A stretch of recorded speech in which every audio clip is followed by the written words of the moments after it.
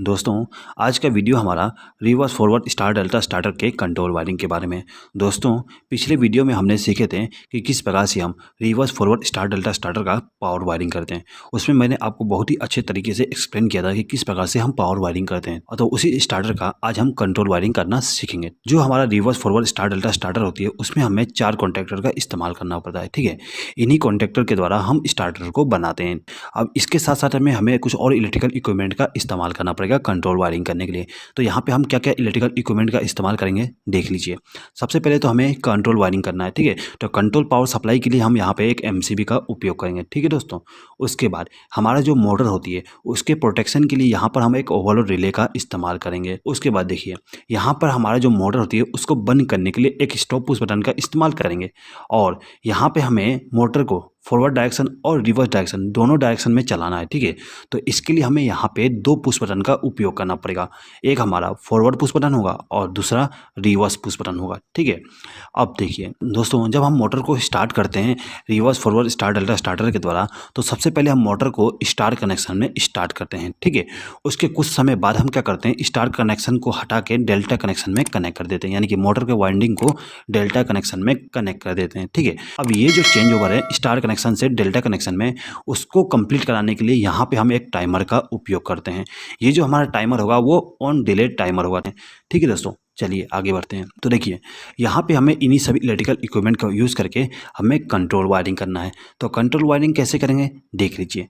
दोस्तों देखिए, जो हमारा एमसीबी होता है उसमें हमें सबसे पहले तो पावर सप्लाई लेके आना है। तो ये जो हमारा एमसीबी है इसमें हम फेज सप्लाई और न्यूट्रल सप्लाई को कनेक्ट कर देंगे। ठीक है, तो यहाँ पर आप देख सकते हो, ये जो हमारा एमसीबी है इसके इस टर्मिनल पर हमने फेज सप्लाई को कनेक्ट किया है। तो इसके नीचे वाला टर्मिनल हमारा आउटगोइंग टर्मिनल हो जाएगी फेज सप्लाई का। ठीक है, तो इसी टर्मिनल से हमें क्या करना है, एक वायर को कनेक्ट करना है। और जो हमारा ओवरलोड रिले है इसका जो 95 और 96 नंबर का टर्मिनल होती है, उस टर्मिनल पे हमें वायर को कनेक्ट करना है। तो यहाँ पे हम 96 नंबर टर्मिनल का यूज़ करेंगे। तो यहाँ से हम एक वायर को कनेक्ट करेंगे और इसको ले जाके 96 नंबर टर्मिनल पे कनेक्ट कर देंगे। अब देखिए, अब जो हमारा ओवरलोड रिले का 95 नंबर टर्मिनल है उस टर्मिनल से एक वायर को कनेक्ट करेंगे और जो हमारा स्टॉप पुश बटन है उसके साथ कनेक्ट कर देंगे। तो यहाँ से हमने वायर को कनेक्ट करके इसको कनेक्ट कर दिया। अब देखिए, यहाँ पर हमने 2 स्टार्ट पुश बटन का उपयोग किए, एक फॉरवर्ड स्टार्ट पुश बटन और एक रिवर्स स्टार्ट पुश बटन। ठीक है, तो हमें यहाँ पे दोनों पुश बटन का कनेक्शन करना है। तो इनको हम पैरेलल में कनेक्ट करेंगे। कैसे कनेक्ट करेंगे देख लीजिए।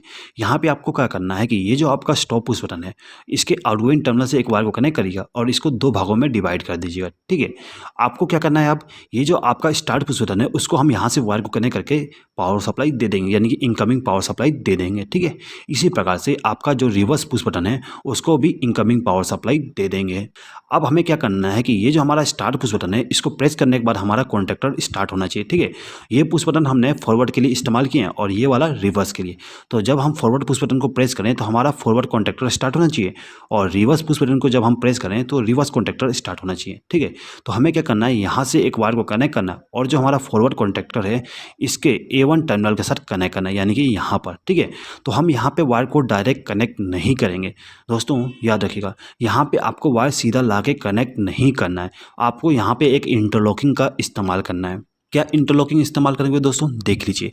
दोस्तों, जिस प्रकार से आप रिवर्स फॉरवर्ड स्टार्टर में इंटरलॉकिंग करते हैं उसी प्रकार से आपको यहाँ पे भी इंटरलॉकिंग करना है, जिससे कि आपका फॉरवर्ड कॉन्टैक्टर और जो रिवर्स कॉन्टैक्टर है ये दोनों के दोनों एक साथ स्टार्ट ना हो। अगर ये दोनों कॉन्टैक्टर एक साथ स्टार्ट हो जाते हैं तो आपके स्टार्टर में एक शॉर्ट सर्किट हो जाएगा और उसके कारण से आपके सभी इलेक्ट्रिकल इक्विपमेंट जल जाएंगे। तो इसीलिए यहाँ पे हमें इंटरलॉकिंग करना है। तो इंटरलॉकिंग बहुत ही आसान तरीके से हो जाएगा, बस आप अच्छे से देख लीजिए। आपको क्या करना है, ये जो हमारा रिवर्स कॉन्टैक्टर है इसका एनसी कॉन्टैक्ट हम यहाँ पे कनेक्ट कर देंगे। ठीक है, और जो फॉरवर्ड कॉन्टैक्टर है इसको हम यहाँ पे लेके आ जाएंगे। हम क्या करेंगे, हमारा जो फॉरवर्ड पुश बटन है इसके आउटगोइंग टर्मिनल से एक वायर को कनेक्ट करेंगे और जो हमारा रिवर्स कॉन्टैक्टर का एनसी कॉन्टैक्ट है उसके एनसी कॉन्टैक्ट पे एक वायर को कनेक्ट कर देंगे यहाँ पे। ठीक है, उसके बाद इसका जो आउटगोइंग टर्मिनल है उसमें से एक वायर को कनेक्ट करके हमारा जो फॉरवर्ड कॉन्टैक्टर है उसके A1 टर्मिनल के साथ कनेक्ट करना है। तो हम सिंपली यहाँ से एक वायर को कनेक्ट करेंगे और इसके A1 टर्मिनल के साथ कनेक्ट कर देंगे। ठीक है, तो यहाँ पे हमारा फॉरवर्ड का कनेक्शन कंप्लीट हो गया। अब हमें same to same reverse contactor के लिए भी करना है। आपको क्या करना है, ये जो हमारा रिवर्स पुश बटन है उसके आउटगोइंग टर्मिनल से एक वायर को कनेक्ट करना है और इसको ले जाके फॉरवर्ड कॉन्टैक्टर का जो NC कॉन्टैक्ट है उसको इनकमिंग पावर सप्लाई दे देना है। ठीक है, कुछ इस प्रकार से। अब जो इसका आउटगोइंग टर्मिनल है उस टर्मिनल से एक वायर को कनेक्ट करना है और इसको ले जाके हमारा जो रिवर्स कॉन्टैक्टर है इसके A1 टर्मिनल पे कनेक्ट करना है। तो हम क्या करेंगे कि यहाँ से एक वायर को कनेक्ट करके इसको ले जाके हमारा जो A1 टर्मिनल है यानी कि रिवर्स कॉन्टैक्टर का A1 टर्मिनल उस पर कनेक्ट कर देंगे। ठीक है, तो यहाँ पे यदि हम पुश बटन को प्रेस करेंगे तो हमारा फॉरवर्ड कॉन्टैक्टर ऑन हो जाएगी और रिवर्स पुश बटन को प्रेस करने पे रिवर्स कॉन्टैक्टर ऑन हो जाएगी। लेकिन यदि हम इसको रिलीज कर देते हैं तो क्या होगा, कॉन्टैक्टर दोबारा ऑफ हो जाएगी। क्यों ऑफ हो जाएगी? क्योंकि यहाँ पर हमने कोई होल्डिंग सर्किट नहीं बनाए। तो इन दोनों कॉन्टैक्टर को होल्ड करके रखने के लिए यहाँ पे हम होल्डिंग सर्किट को भी बना देते हैं।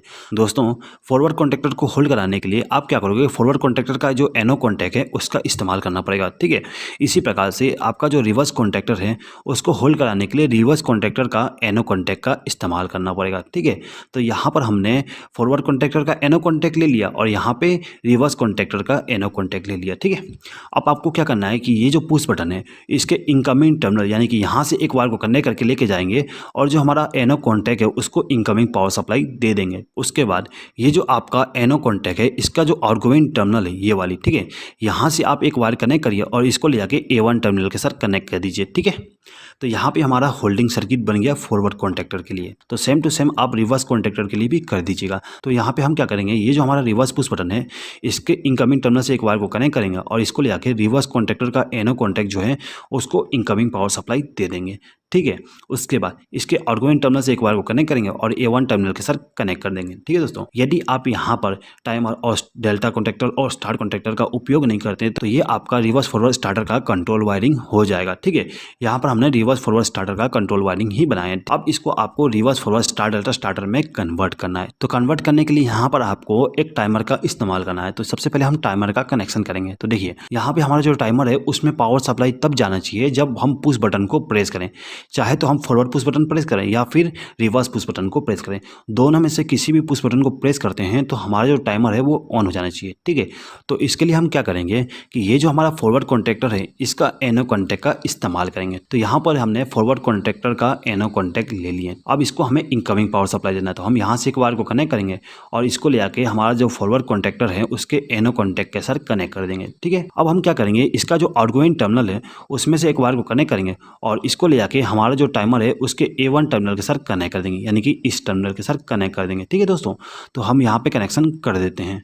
ठीक है, अब देखिए, अब यदि हम इस फॉरवर्ड पुश बटन को प्रेस करते हैं तो क्या होगा, ये कॉन्टैक्टर को ऑन होते ही इस टाइमर में भी पावर सप्लाई चली जाएगी। ठीक है, अब यहाँ पे हमें रिवर्स पुश बटन का भी कनेक्शन सेम टू सेम बनाना है। तो हम क्या करेंगे, ये जो हमारा रिवर्स कॉन्टैक्टर है उसका जो एनो कॉन्टैक्ट है उसका भी इस्तेमाल हम इसके पैरेलल में कर लेंगे। ठीक है, तो इसके कनेक्शन के लिए हम क्या करेंगे, यहाँ से एक वायर को कनेक्ट करेंगे और इसको इनकमिंग पावर सप्लाई दे देंगे। अब इसका जो आउटगोइंग टर्मिनल है वहाँ से एक वायर को कनेक्ट करके इसको हम A1 टर्मिनल के साथ कनेक्ट कर देंगे, यानी कि इन दोनों एनो कॉन्टैक्ट को हमने पैरेलल में कनेक्ट कर दिया। यहाँ पर हमने इन दोनों एनो कॉन्टैक्ट को पैरेलल में इसलिए कनेक्ट किए हैं जिससे कि इन दोनों एनो कॉन्टैक्ट में से कोई भी एक एनो कॉन्टैक्ट NC बनता है तो क्या होगा, पावर सप्लाई आगे फ्लो होके हमारा जो टाइमर है उसमें चली जाएगी और जो हमारा टाइमर है वो ऑन हो जाएगी। ठीक है दोस्तों, अब देखिए दोस्तों, ये जो हमारा टाइमर है इसका जो कॉमन टर्मिनल है यानी कि 25 नंबर का टर्मिनल, उस टर्मिनल पे हमें एक वायर को लूप करके यहाँ पे कनेक्ट करना है, यानी कि A1 टर्मिनल से एक वायर को लूप करके 25 नंबर टर्मिनल के साथ कनेक्ट कर देना है। अब इसका जो NONC कॉन्टैक्ट है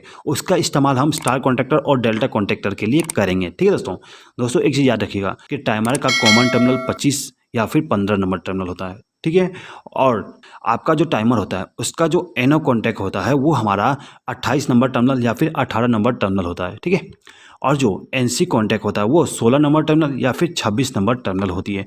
ठीक है दोस्तों, अब देखिए आपका जो टाइमर है उसका NC कॉन्टैक्ट का इस्तेमाल स्टार कनेक्शन के लिए करना है और एनो कॉन्टैक्ट का इस्तेमाल हम डेल्टा कॉन्टैक्टर के लिए करेंगे। ठीक है, तो यहाँ पे आप सीधे ही पावर सप्लाई को ले जाके स्टार और डेल्टा कॉन्टैक्टर में नहीं देना है, आपको यहाँ पे भी एक इंटरलॉकिंग का इस्तेमाल करना है।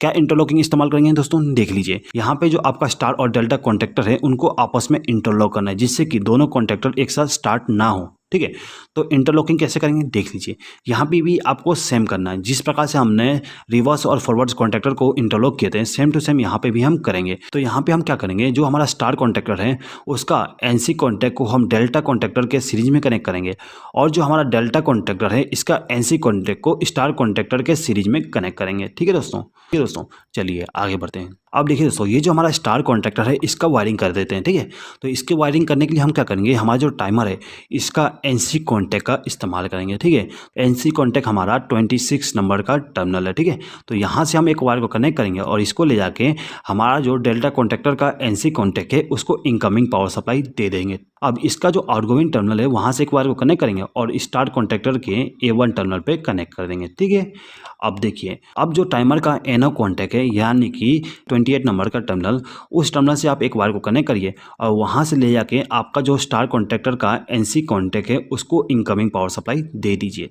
अब आपको क्या करना है कि जो आपका NC कॉन्टैक्ट है उसके आउटगोइंग टर्मिनल से एक वायर को कनेक्ट करिए और डेल्टा कॉन्टैक्टर को A1 टर्मिनल पे पावर सप्लाई दे दीजिए। ठीक है, तो यहाँ पे हमारा जो फेज सप्लाई का कनेक्शन था वो कंप्लीट हो गया। अब हमें केवल न्यूट्रल सप्लाई का कनेक्शन करना है। तो आपको क्या करना है कि ये जो आपका फॉरवर्ड कॉन्टैक्टर है इसका जो A2 टर्मिनल है उस टर्मिनल पे न्यूट्रल सप्लाई देना है। तो हम यहाँ से एक वायर को कनेक्ट करेंगे और इसको ले जाके हमारा जो फॉरवर्ड कॉन्टैक्टर है उसको A2 टर्मिनल पे पावर सप्लाई को दे देंगे। ठीक है, यानी कि न्यूट्रल सप्लाई को दे देंगे। इसी प्रकार से हमारा जो रिवर्स कॉन्टैक्टर है, टाइमर है और जो स्टार और डेल्टा कॉन्टैक्टर है इनको भी न्यूट्रल सप्लाई देना है। हम सिंपली यहाँ से वायर को लूप करके A2 टर्मिनल पे कनेक्ट कर देंगे। ठीक है दोस्तों, एक चीज़ याद रखिएगा, जो हमारा टाइमर होता है उसमें भी A1 और A2 टर्मिनल होती है। A1 टर्मिनल पे हमें फेज सप्लाई देना पड़ता है और A2 टर्मिनल पे न्यूट्रल सप्लाई देना पड़ता है। दोस्तों, तो कुछ इस प्रकार से हम reverse forward star delta starter का कंट्रोल वायरिंग करते हैं। देखिए, ये हमारा जो स्टार्टर है वो कैसे वर्क करता है उसके बारे में आपको थोड़ा सा मैं बता देता हूँ। देखिए दोस्तों, यहाँ पे आपको यदि स्टार्टर को स्टार्ट करना है तो सबसे पहले तो आपका जो MCB है उसको ऑन करना पड़ेगा। ठीक है, अब यहाँ पे आपके पास दो ऑप्शन है कि आपको मोटर को फॉरवर्ड डायरेक्शन में चलाना है कि रिवर्स डायरेक्शन में चलाना है। तो यहाँ पे हम क्या करते हैं कि फॉरवर्ड पुश बटन को प्रेस करते हैं। दोस्तों, जैसे ही हम फॉरवर्ड पुश बटन को प्रेस करते हैं तो क्या होगा, हमारा फॉरवर्ड कॉन्टैक्टर, टाइमर और स्टार्ट कॉन्टैक्टर ऑन हो जाएंगे। ठीक है, यहाँ पे ये तीनों इक्विपमेंट ऑन होंगे। ठीक है दोस्तों, अब क्या होगा, टाइमर में पावर सप्लाई आ गई है। टाइमर में जैसे ही पावर सप्लाई आती है तो उसका काउंटडाउन स्टार्ट हो जाती है। ठीक है, अब टाइमर के काउंटडाउन कंप्लीट होने पे क्या होगा, स्टार्ट कॉन्टैक्टर को ऑफ कर देगा और डेल्टा कॉन्टैक्टर को ऑन कर देता है। ठीक है, जिससे कि हमारा जो मोटर है वो डेल्टा कनेक्शन में रन करने लगता है। ठीक है दोस्तों, same to same reverse contactor को पुश करने पे भी काम आती है।